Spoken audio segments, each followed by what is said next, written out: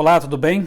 Eu sou o jornalista Michelson Borges, ex-evolucionista, mantenedor do blog criacionismo.com.br, autor de alguns livros sobre criacionismo, publicados pela Casa Publicadora Brasileira, cpb.com.br. Vou mostrar aqui alguns para vocês. Eu tenho esse aqui, Expedição Galápagos, um livro escrito para crianças, adolescentes, conta da minha viagem para as Ilhas Galápagos, aquele arquipélago que foi famoso porque no século XIX Charles Darwin esteve por lá. Tem também esse aqui, A Descoberta, uma história, uma ficção científica que eu escrevi com um amigo, Denis Cruz. Conta a história de um físico ateu que passa por uma experiência dramática na vida e acaba repensando suas ideias, sua cosmovisão ateísta e evolucionista. Não vou contar detalhes para que não perca a graça para vocês então. Recomendo essa leitura aqui, especialmente para quem está aí na fase pré-universitária, para universitários, enfim. Tenho também este aqui, que é o Terra de Gigantes, um livro também infanto-juvenil, em que eu apresento uma outra versão para a origem e extinção dos dinossauros, ligada com a história do dilúvio de Gênesis, uma história também que apresenta aqui personagens, uma aventura, uma trama, e espero que você aprecie essa leitura. O livro dos que eu escrevi que mais me trouxe alegria, prazer e que talvez seja assim o meu xodó, como se diz, é esse aqui, A História da Vida, porque neste livro eu agrupei os principais argumentos que me convenceram a abandonar o evolucionismo, quando eu tinha lá meus 18 para 19 anos, enquanto eu cursava o curso técnico de Química, antes de começar minha faculdade de jornalismo. Aqui eu falo sobre temas como dinossauros, dilúvio, argumentos para a existência de Deus, arqueologia. Será que a Bíblia realmente é confiável? Podemos aceitá-la como um parâmetro para a nossa vida, como maior parâmetro para a nossa vida, enfim, há uma série de temas aqui em que eu abordo a questão da existência de Deus, passando pelo criacionismo e concluindo assim com a argumentação em favor da Bíblia Sagrada como um livro que está em plena harmonia com a ciência, a verdadeira ciência. É um livro escrito por um jornalista, portanto a linguagem é mais acessível, né? Não trato assim os temas de maneira acadêmica e complicada. E fica aqui então a indicação. Tem outros livros também, Porque Creio, por exemplo, que é um livro em que eu entrevistei 12 pesquisadores em áreas como física, matemática, astronomia, biologia, bioquímica, e todos eles apresentam argumentos favoráveis ao modelo criacionista das origens. Muito bem, outro livro que eu tenho aqui comigo, esse não é meu, naturalmente, é o livro Origem das Espécies, a obra mais importante, mais conhecida do naturalista Charles Darwin, tido como um dos pais, o principal nome da teoria da evolução das espécies. É um livro que, embora seja clássico, interessante é que poucos evolucionistas já o leram. Talvez valha a pena aí para conhecer realmente o pensamento desse darwinista, desse evolucionista, né, que na verdade legou à humanidade o termo darwinismo. Interessante é que numa das edições desse livro aqui, um grande nome aí do meio evolucionista, Richard Leakey, ele admite que existem duas grandes pedras no sapato da teoria da evolução. Veja, no prefácio de uma das edições do livro Origem das Espécies, de Charles Darwin, esse evolucionista aqui, Richard Leakey, ele usa de uma grande honestidade intelectual e apresenta essas duas fragilidades do modelo evolutivo. Neste vídeo, eu quero tratar com vocês de 3 fragilidades desse modelo, ok? Eu vou usar as duas aqui do Richard e depois vou apresentar uma terceira.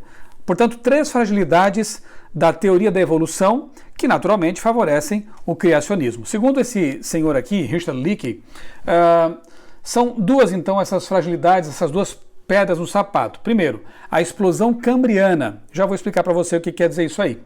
E segundo, a origem dos sexos, macho e fêmea. Para ele, então, essas são as duas dificuldades para que um evolucionista consiga realmente explicar, usando como explicação para isso, né, o modelo evolucionista. Vamos então avante aqui. Explosão cambriana, o que é isso? Se você estudar um pouquinho sobre a questão sobre a coluna geológica, você perceberá que são várias camadas, vários estratos, como eles chamam, né? Sendo que, segundo o modelo evolucionista, cada camada geológica dessa, cada estrato geológico desse, se sobrepôs um ao outro ao longo de milhões e milhões de anos. Lá embaixo, na base dessa coluna geológica, imagine assim um bolo de camadas. Isso então seria mais ou menos a coluna geológica. Então uma camada de chocolate, uma de baunilha, uma de morango e por aí vai. Cada camada dessa, então, se sobrepõe ao longo de milhões de anos. Eu não vou ter tempo aqui de explorar um detalhe, mas curiosamente, quando se analisam essas camadas, é possível perceber, por exemplo, quando se vai ao Grand Canyon, ali dá para perceber, porque há uma erosão tremenda que aconteceu naquele local, e ali ficaram expostas essas camadas, esses estratos. O que se percebe é que eles são planos e paralelos numa extensão de muitos e muitos milhares de quilômetros, como é o caso do Grand Canyon. Se essas camadas tivessem ficado expostas ao longo de milhões de anos, como supõem os evolucionistas, deveria haver marcas de erosão, das intempéries, não é? Do vento, da chuva, enfim, de inundações, e elas deveriam ser todas irregulares, mas o que se percebe é que elas são planas e paralelas, o que sugere para um estudioso atento que essas camadas foram sobrepostas de maneira rápida, provavelmente, né, muito provavelmente, por uma catástrofe hídrica capaz de mover sedimentos, né, por uma vasta extensão e de maneira muito rápida, de maneira que aquelas camadas foram formadas também de modo rápido. Bem, fiquemos por aqui, esse é tema para uma outra discussão. Lá embaixo dessa coluna geológica, nós temos o período Cambriano. Abaixo tem o pré-cambriano, enfim, mas é no Cambriano, cerca de 500 milhões de anos no passado, numa cronologia evolucionista, naturalmente, a vida, com toda a sua complexidade, praticamente explode, ela surge. Por isso esse fenômeno é chamado de explosão cambriana, porque a vida explode, surge lá no Cambriano. E aparecem ali os principais filos, né?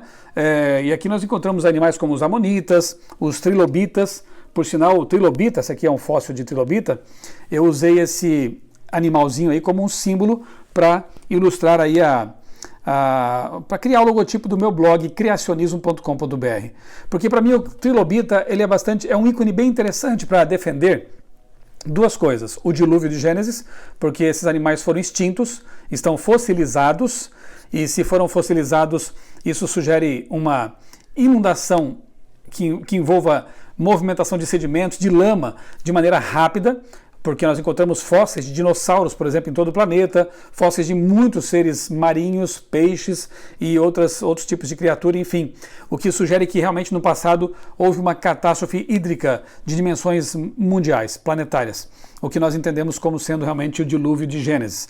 O trilobita, que está lá também, no período Cambriano, com várias outras criaturas bastante complexas, tanto é que ele já tinha olhos de calcita, olhos bastante complexos, já tinha ali órgãos para se movimentar. Resumindo, tinha células.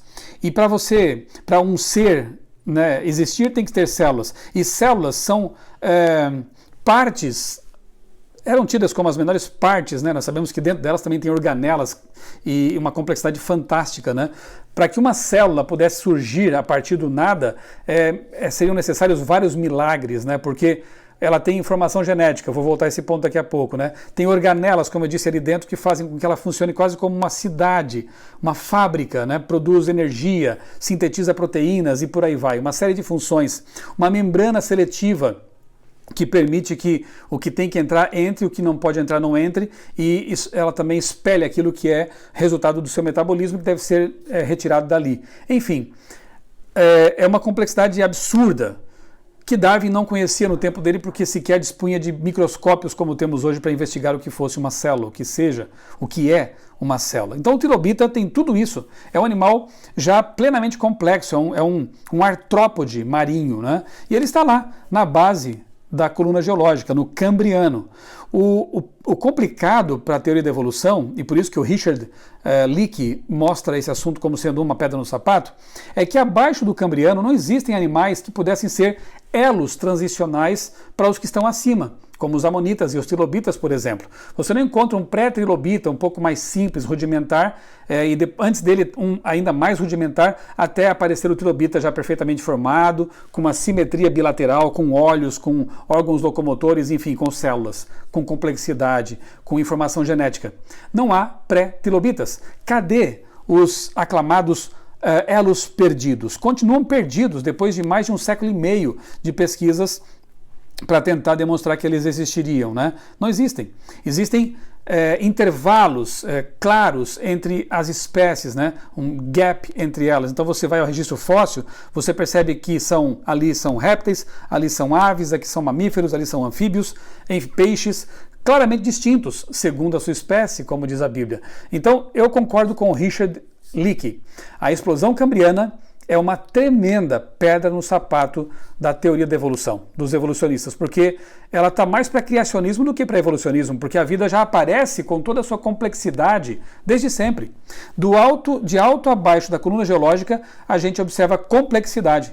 Seres já totalmente funcionais e complexos, né, dotados de uma complexidade comparável com a dos seres que existem hoje. Então isso realmente complica para uma teoria que pressupõe que a vida começa de forma simples, rudimentar e vai se aperfeiçoando, se tornando cada vez mais complexa com o tempo. O outro problema que Richard Leakey apresenta é a origem dos sexos, macho e fêmea. De fato, isso é um grande problema. Por exemplo, para que haja a produção de espermatozoides, a célula sexual masculina, um gene apenas é que realiza que codifica essa função. É o gene Bowley. Se ele não existisse no começo, não haveria espermatozoides. Se ele mudasse com o tempo, se houvesse algum tipo de modificação por mutação, enfim, essa função poderia desaparecer e aí a vida não mais seria viável, não haveria mais vida. Em algum momento da história, esses seres que, segundo a evolução, segundo a teoria da evolução, eram assexuados, a reprodução deles era simplesmente se dividindo em dois, né? Uma reprodução, digamos, simples, né? Ele duplicava, simples entre aspas, que até isso é bastante complexo, né? A célula, a bactéria, enfim, o ser lá primordial duplicava seu conteúdo genético, as organelas que estavam ali dentro, e então ele se dividia. Era como se houvesse então clones de um mesmo ser. Era assim, supõem os evolucionistas, que a vida se multiplicava, os organismos se multiplicavam.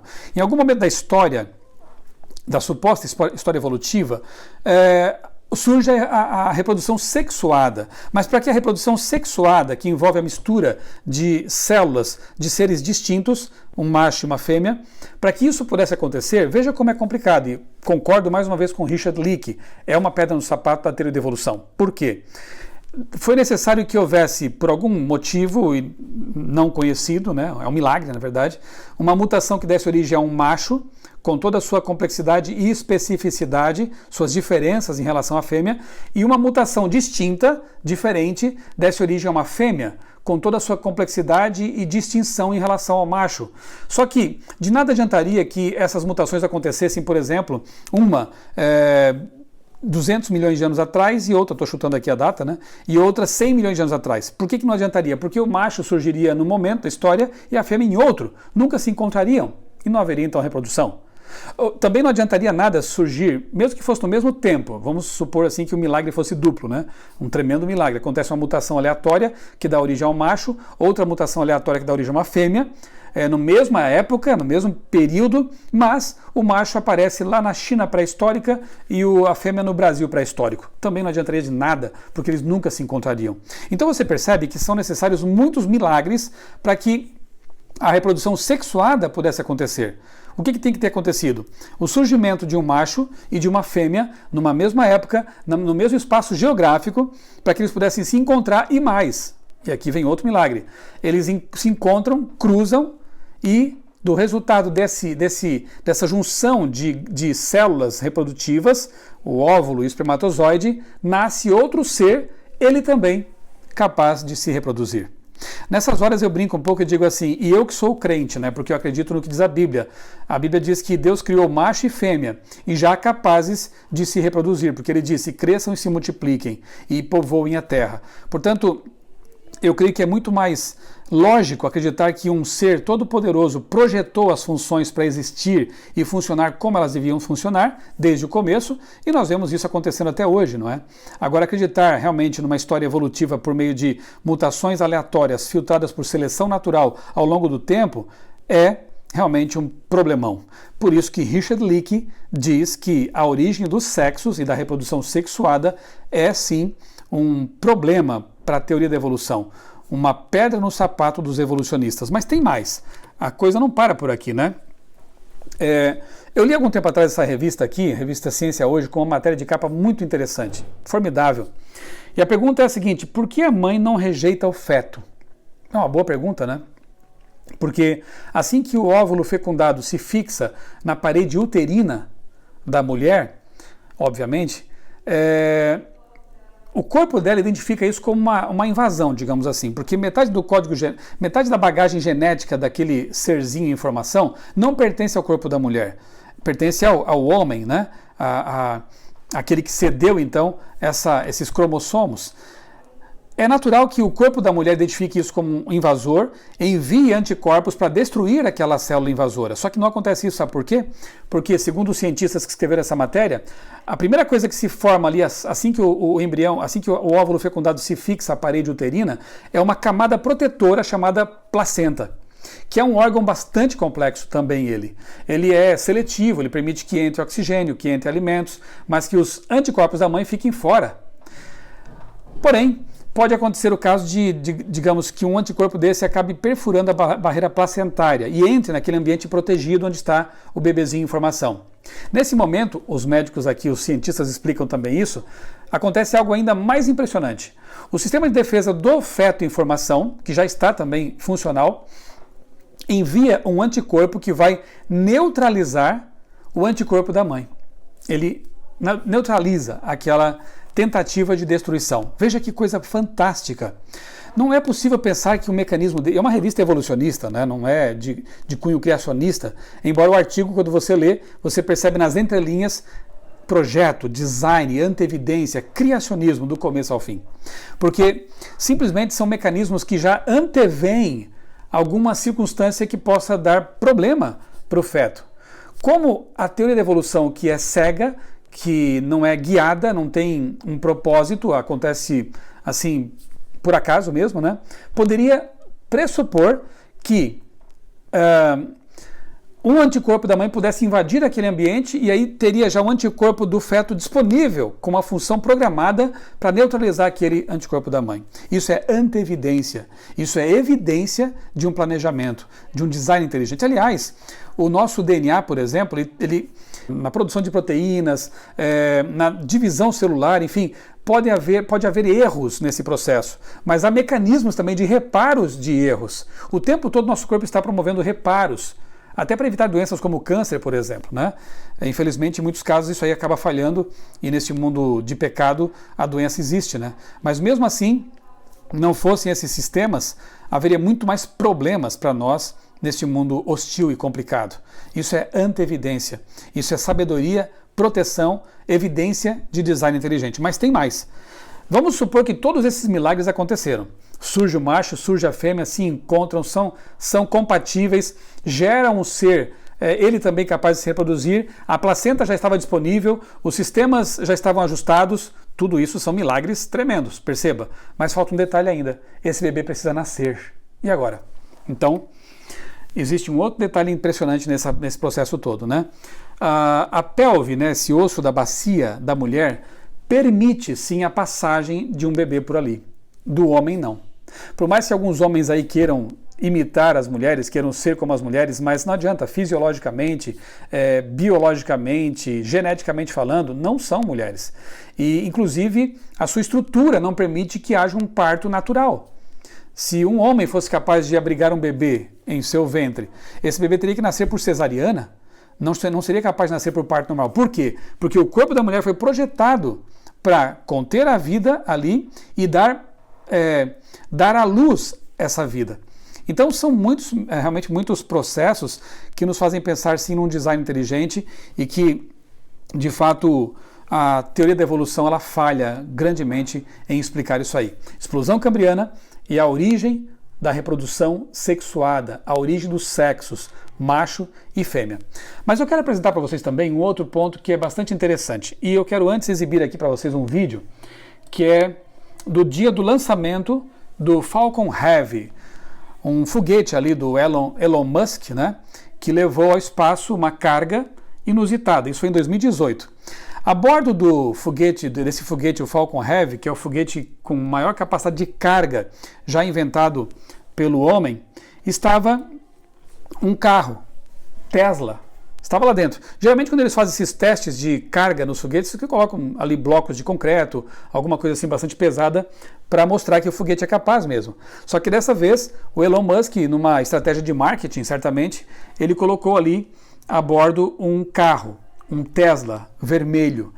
Aí está, aí com câmeras posicionadas, né, lateralmente, o carro foi filmado, dentro dele estava ali um boneco, fazendo o lugar ali de um astronauta, né?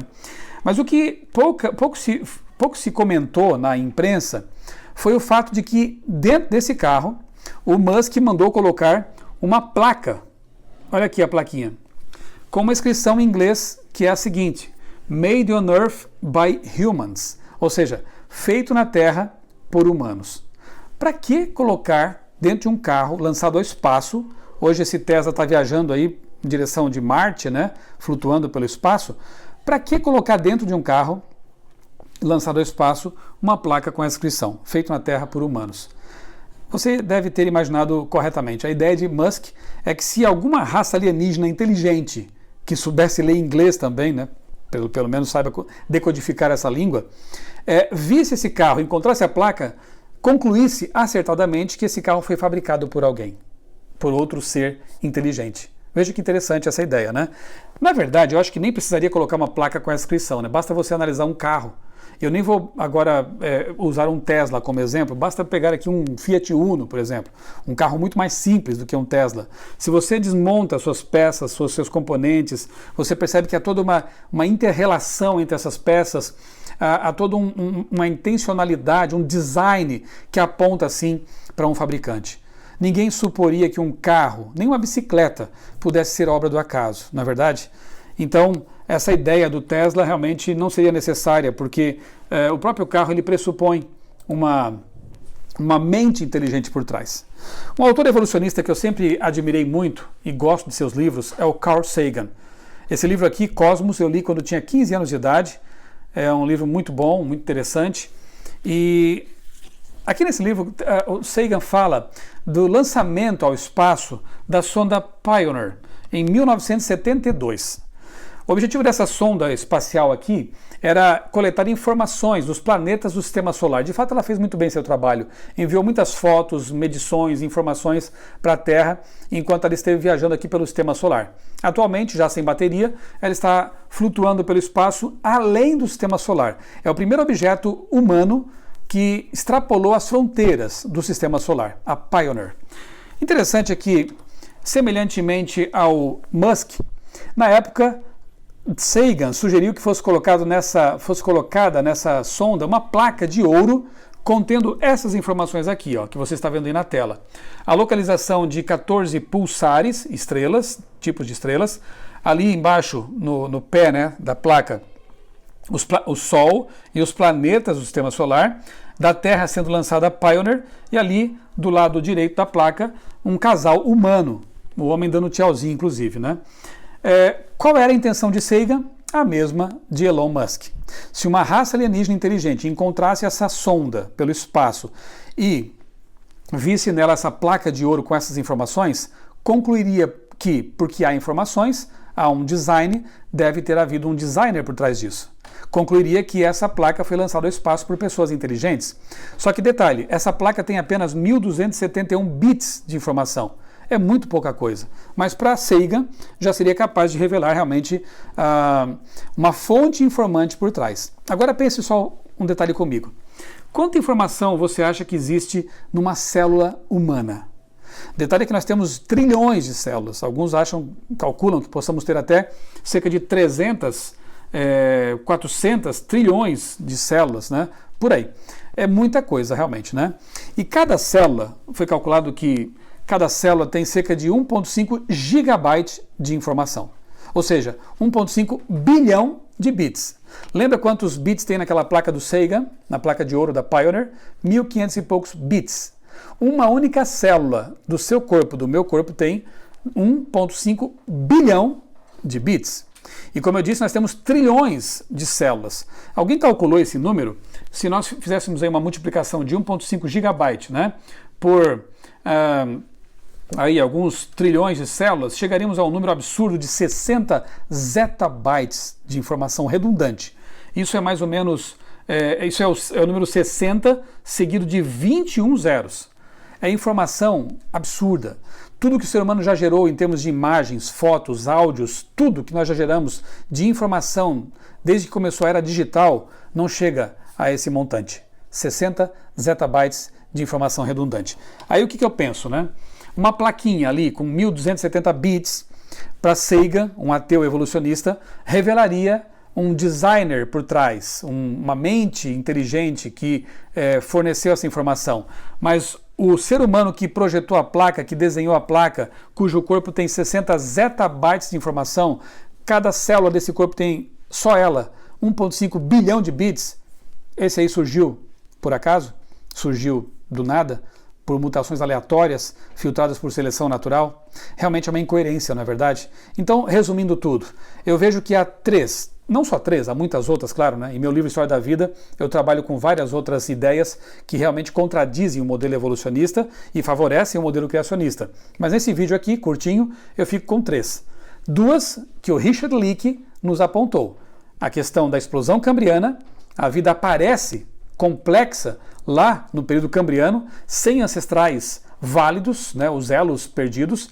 Segundo, nós temos a origem dos sexos, macho e fêmea, da reprodução sexuada, uma grande sucessão de milagres inexplicáveis. E terceiro, a origem da informação genética. Você sabia que uma ameba, vamos pegar aqui o exemplo de uma ameba, né? Um dos seres mais tidos como os mais simples, né, que existem. Só no núcleo dela existe tanta informação que seria capaz de preencher uma enciclopédia inteira. 30 volumes de livros. E se nós deixarmos a ameba de lado agora e pensarmos no ser humano, o genoma humano é o software que nos faz ser quem somos, né? Pega toda a sua informação genética, esse absurdo aqui de informação que eu mencionei para vocês, e transforma isso em livros. Daria uma pilha de livros de 170 metros de altura. É uma tremenda biblioteca dentro de você. Portanto, realmente, a origem da informação é um tremendo mistério para o modelo evolucionista. Bem, eu concluo falando aqui de uma publicação científica que trouxe aí um artigo há uns 2 anos, mais ou menos, uma publicação de biofísica e biologia molecular, a Biophysics. Nessa publicação, eles apresentam algumas coisas interessantes. O que eu acho interessante realmente é a admissão de que todos os cenários propostos para a evolução aqui na Terra deram em fracassos terríveis. Os evolucionistas têm há quase 2 séculos tentado explicar como que a vida poderia ter surgido aqui na Terra a partir da não-vida e não têm conseguido. É simplesmente uma impossibilidade. E percebendo que realmente mesmo em supostos bilhões de anos, isso seria uma impossibilidade mesmo, há uma teoria que estão agora trazendo de volta, dando força a ela, que é a da panspermia cósmica.